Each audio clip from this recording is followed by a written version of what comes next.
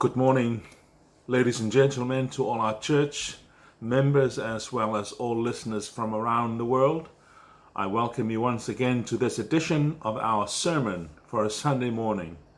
Welcome in the name of our Lord Jesus Christ. Let's first of all come to God in prayer. Let us pray.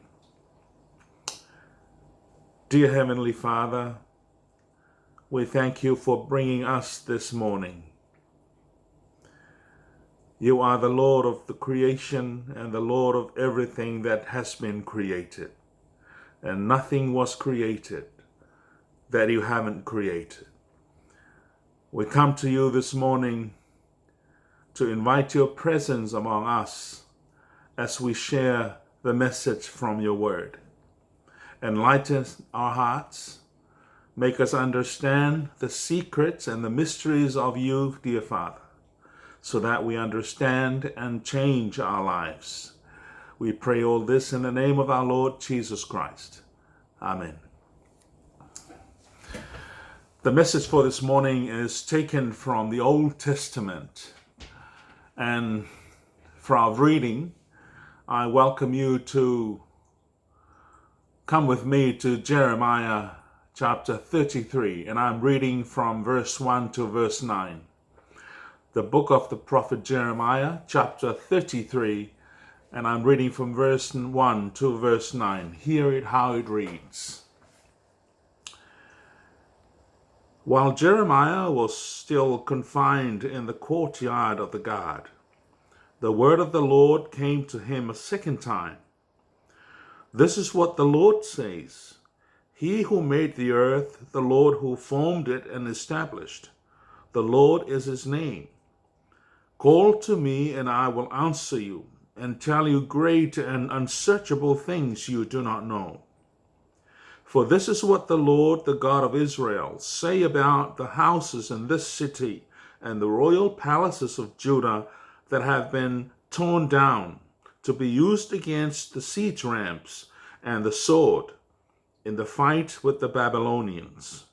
They will be filled with the dead bodies of the men I will slay in my anger and wrath.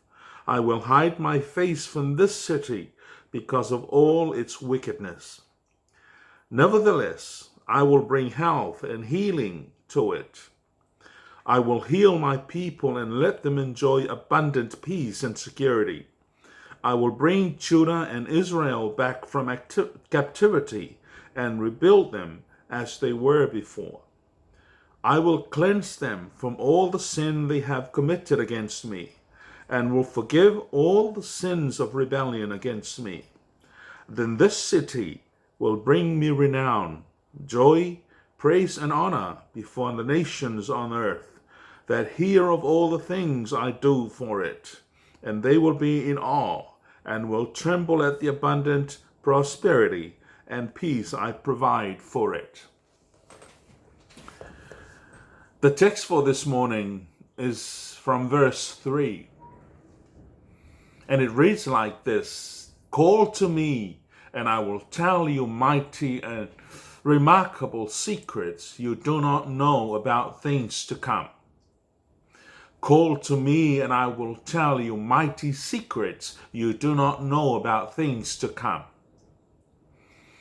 These are the words of the Lord through the prophet Jeremiah, saying to the people of Judah.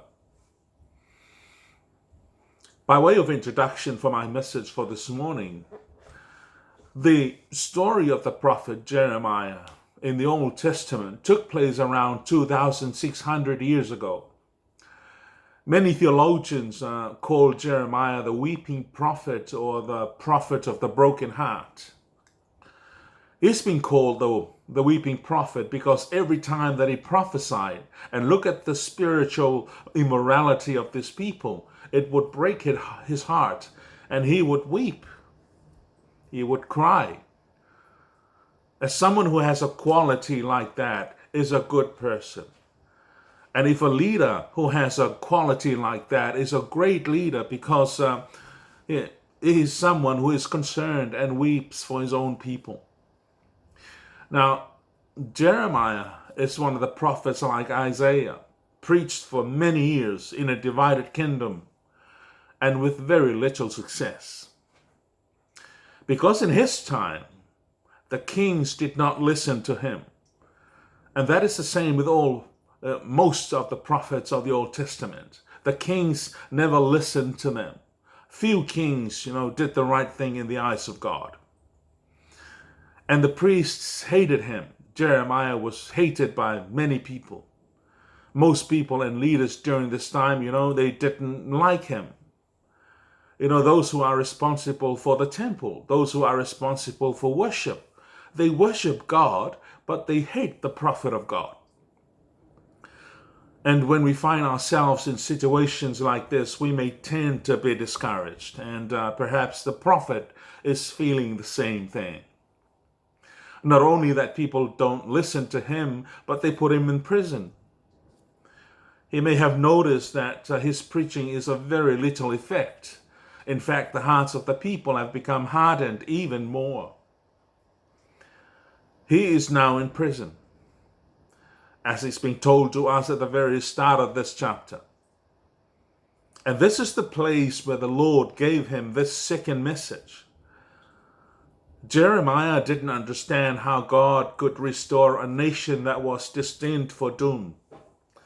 Well, we get that from the previous chapter, chapter 32, verses 24 and 25. So God challenges the prophet to call to him for understanding. God promised to answer by revealing great and mighty things. In the Hebrew language, the word for mighty, it means something that is made impenetrable by fortifying it or enclosing it. It is used to describe heavily fortified cities, and Jerusalem was one of those cities who was heavily fortified.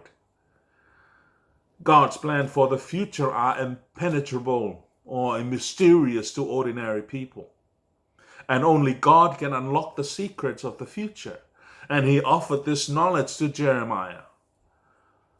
He said to Jeremiah, "Call to me and I will tell you." God would share with Jeremiah information, the prophet didn't know or understand about the future of Israel. Likewise, God wants us to come to him in understanding and for insight, so that we know the heart of God. And he wants us to do the same. All true wisdom, ultimately begins with him. And the book of Proverbs says that fear of the Lord is the beginning of true knowledge.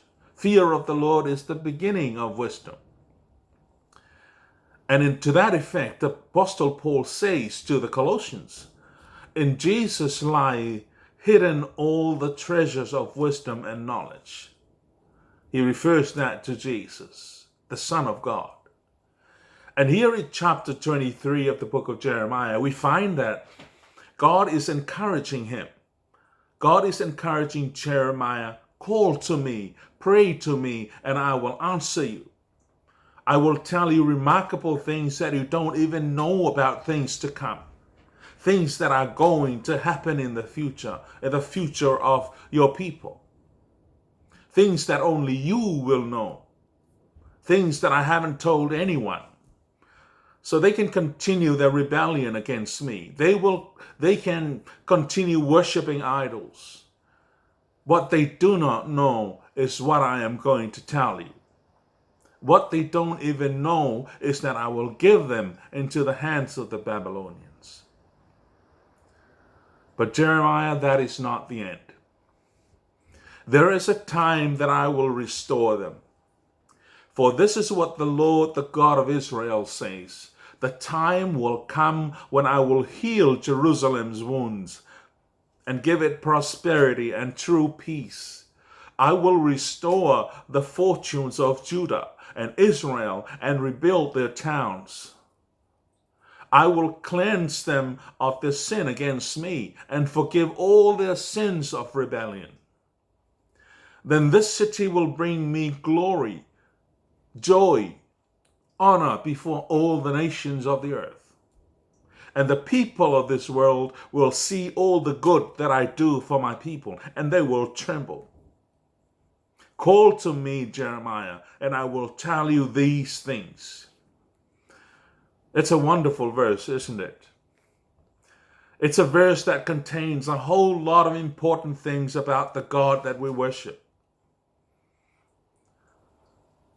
There are four main parts to this command of God. Call to me and I will tell you mighty secrets and you do not know about things to come. It contains an instruction. It contains a command. Call to me, Jeremiah, call to me. Secondly, it contains a promise. I will tell you. Call to me and I will tell you. Thirdly, it contains secrets. The secrets that nobody knows but God. Call to me, I will tell you about secrets, mighty secrets that nobody knows but God. And then number 4, it contains the future, about things to come. So this verse is an instruction that contains a promise about the knowledge of the future things to come. If there is anyone who knows all these things, it would only be God. And God is not keeping that knowledge to himself. He is revealing it to his prophet, if Jeremiah would call upon him. So let's ask ourselves the question. If God is the God of love, why would God allow such destruction to such a degree that the nation will be filled with dead bodies of his own people? We ask ourselves the same questions over and over again. Why would God let his own people die? The answer is God hates sin, but he loves the sinner. Because God hates the sin, he judges it. He sends judgments from heaven to judge the sin and the sinner. But because he loves the sinner, he saves him when the sinner has repented of his sin. Why would God allow his own people to die? There is a great knowledge about death that we need to know. Death would result in life. And Jesus said that himself. Except a seed die, it cannot bring forth fruit. So the seed has to die before it can germinate and bring forth fruit. A generation has to die before God's people could experience new life in the promised land. In Jeremiah's days, some of God's people would die by the sword, would die by the famines, would die by the pestilences, or while in captivity.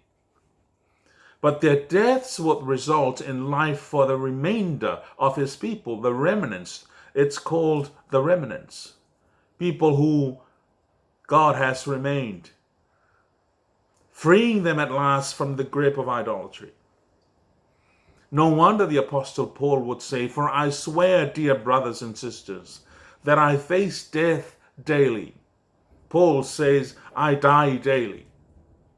Jesus says, "If you cling to your life, you will lose it. But if you give up your life for me, you will find it." So without death, there can be no life. The Lord had said, "Jeremiah, I'm tearing down that I might build up. I'm tearing down so that I might build up. Today I appoint you to stand up against nations and kingdoms. Some you must uproot and tear down. You must uproot and tear them down. You must destroy and overthrow. Others you might build up and plant."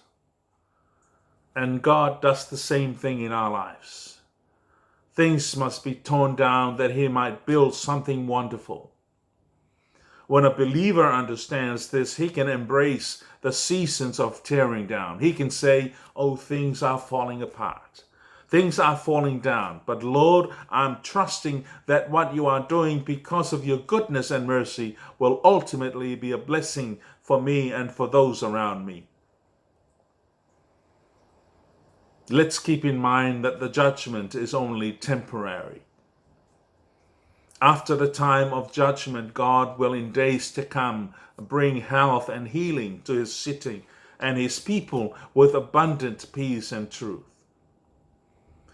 God spoke to Jeremiah about 3 elements of his blessing. First, the blessing will involve a restoration to the land. God will bring both Judah and Israel back from captivity and restore their fortunes. They will be rebuilt, they will be reestablished, and God does that himself. The second part of the blessing, it will involve a restoration to the Lord.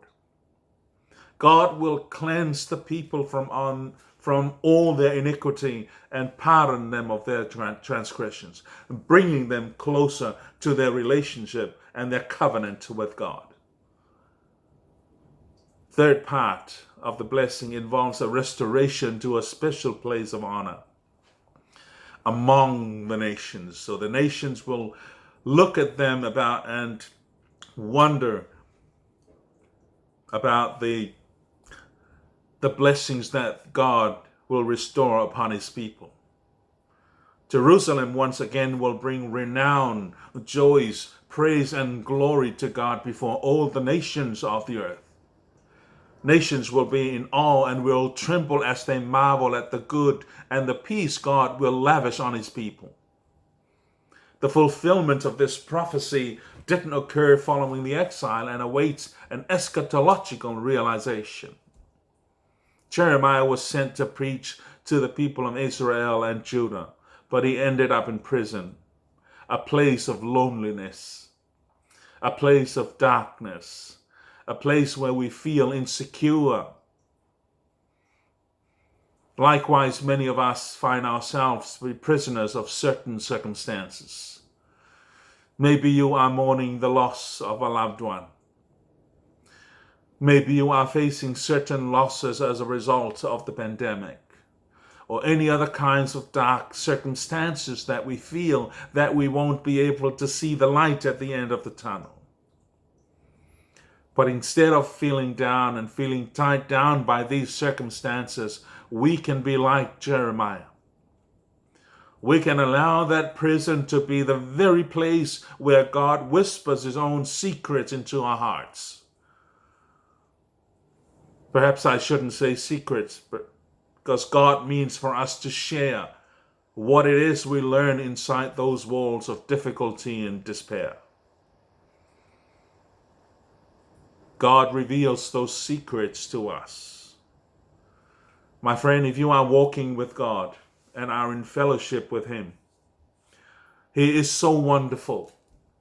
He does such wonderful things that there will be times when you do not understand what he's doing.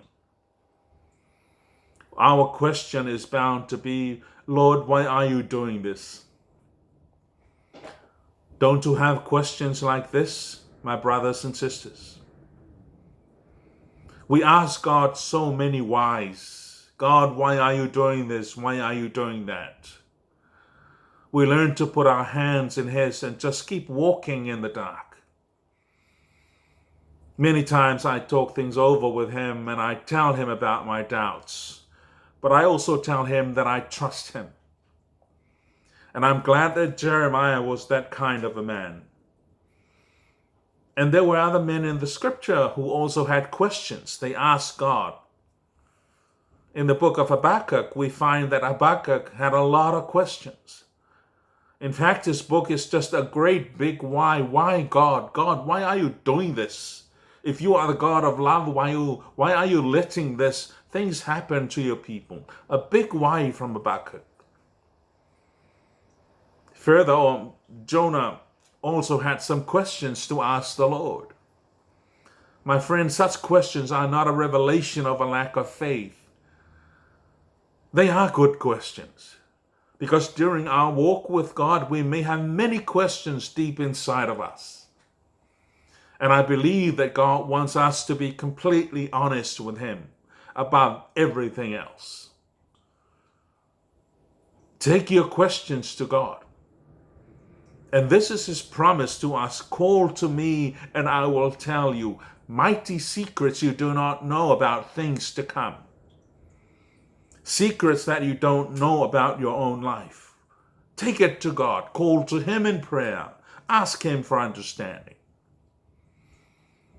Because God assured Jeremiah that he only needed to call out to Him and He will answer. God is ready to answer our prayers, but we must come to Him.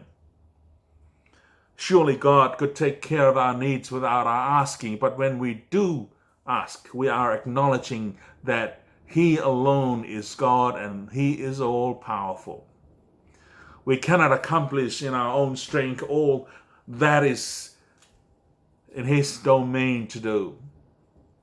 When we ask, we must humble ourselves, lay aside our willfulness and worry, and determine to obey Him. When life seems like an unstable disaster, there is one thing we can count on. God is committed to us and to our recovery. He has promised to never abandon us. No matter how gray our life may be, no matter how dark the future seems, our loving, faithful Father can heal us, restore our hope, and lead us toward recovery. As we trust Him with our disappointments, as we trust Him with our failures and our sins and confusions, we will find Him faithful to comfort, to forgive, and to guide us. He encouraged Jeremiah, call to me and I will tell you mighty secrets that you do not know about things to come. Why don't we call out to Him? I'm sure we have a lot of questions in our minds and in our hearts, things that we do not understand. There are things that God cannot reveal to us because they only belong to God. But He knows all the things that we need, and then He reveals them to us. Can we do the same? Call out to Him and walk with Him every single day, and then you will find that He is willing to reveal to you what you need to know about yourself, your family, and the future of your family. In Jesus' name. Amen. Let us pray. Thank you, Heavenly Father, for your presence this morning with us. As we listen to your word speaking to us, it reminds ourselves of the kind of God that we worship. It is your will to give to us what we need. But we must first come to you in prayer. We must first approach your throne of grace with humility and with all our hearts. Thank you for your word. Thank you for revealing to us your secrets, the things that we need to know for the goodness and for the betterment of our lives. May your name be praised now and forevermore. In Jesus' name, amen. May you have a very peaceful day, my brothers and sisters.